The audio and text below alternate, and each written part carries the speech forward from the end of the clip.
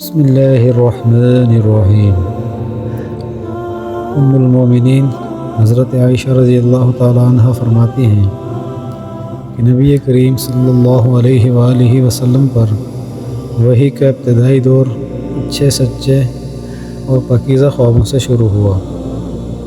آپ صلی اللہ علیہ وآلہ وسلم خواب میں جو کچھ دیکھتے وہ صبح کی روشنی کی طرح صحیح اور سچا ثابت ہوتا۔ پھر من جانب قدرت آپ صلی اللہ علیہ وآلہ وسلم تنہائی پسند ہو گئے اور آپ صلی اللہ علیہ وآلہ وسلم نے غار حرا میں خلوت نشینی اختیار فرمائی اور کئی دن اور رات وہاں مسلسل عبادت اور یاد الہی و ذکر و فکر میں مشغول رہتے، جب تک گھر آنے کو دل نہ چاہتا۔ توشہ ہمراہ لیے ہوئے وہیں رہتے۔ توشہ ختم ہونے پر ہی اہلیہ محترمہ حضرت خدیجہ رضی اللہ تعالیٰ عنہ کے پاس تشریف لاتے اور کچھ توشہ ہمراہ لے کر پھر وہاں جا کر خلوت گزیں ہو جاتے۔ یہی طریقہ جاری رہا یہاں تک کہ آپ صلی اللہ علیہ وآلہ وسلم پر حق منکشف ہو گیا اور آپ صلی اللہ علیہ وآلہ وسلم غار حرا ہی میں قیام پذیر تھے۔ اچانک جبرائیل علیہ السلام آپ صلی اللہ علیہ وآلہ وسلم کے پاس حاضر ہوئے اور کہنے لگے کہ اے محمد پڑھو۔ آپ صلی اللہ علیہ وآلہ وسلم فرماتے ہیں کہ میں نے کہا کہ میں پڑھنا نہیں جانتا۔ آپ صلی اللہ علیہ وآلہ وسلم فرماتے ہیں کہ فرشتے نے مجھے پکڑ کر اتنے زور سے بھینچا کہ میری طاقت جواب دے گئی۔ پھر مجھے چھوڑ کر کہا کہ پڑھو۔ میں نے پھر وہی جواب دیا کہ میں پڑھا ہوا نہیں ہوں۔ اس فرشتے نے مجھے نہایت ہی زور سے بھینچا، مجھ کو سخت تکلیف محسوس ہوئی۔ پھر اس نے کہا کہ پڑھ۔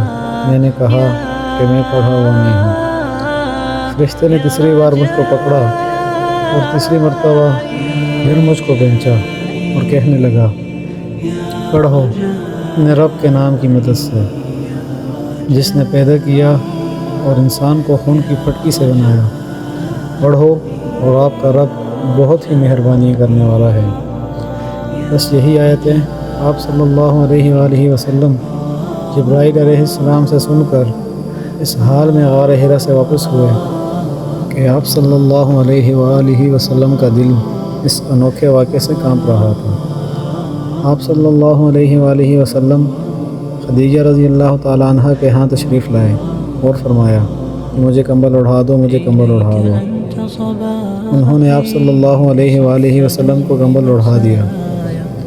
جب آپ صلی اللہ علیہ وآلہ وسلم کا ڈر جاتا رہا تو آپ صلی اللہ علیہ وآلہ وسلم نے اپنی زوجہ محترمہ کو تفصیل کے ساتھ یہ سارا واقعہ سنایا اور فرمانے لگے کہ مجھ کو اب اپنی جان کا خوف ہو گیا ہے۔ آپ کی اہلیہ حضرت خدیجہ رضی اللہ تعالیٰ عنہ نے آپ صلی اللہ علیہ وآلہ وسلم کی ڈھارس بندھائی اور کہا کہ آپ کا خیال صحیح نہیں ہے۔ اللہ کی قسم، اللہ آپ کو کبھی رسوا نہیں کرے گا۔ آپ تو اخلاق فاضلہ کے مالک ہیں، آپ حکم پرور ہیں، بے کسوں کا بوجھ اپنے سر پر رکھ لیتے ہیں، مفلسوں کے لیے آپ کماتے ہیں، مہمان نوازی میں آپ بے مثال ہیں اور مشکل وقت میں آپ امر حق کا ساتھ دیتے ہیں۔ پھر مزید تسلی کے لیے حضرت خدیجہ رضی اللہ تعالیٰ عنہ آپ صلی اللہ علیہ وآلہ وسلم کو ورقہ بن نوفل کے پاس لے گئیں، جو ان کے چچا زاد بھائی تھے اور زمانہ جاہلیت میں نصرانی مذہب اختیار کر چکے تھے اور عبرانی زبان کے کاتب تھے۔ چنانچہ انجیل کو بھی حسب منشاء خداوندی عبرانی زبان میں لکھا کرتے تھے۔ وہ بہت بوڑھے ہو گئے تھے، یہاں تک کہ ان کی بینائی بھی رخصت ہو چکی تھی۔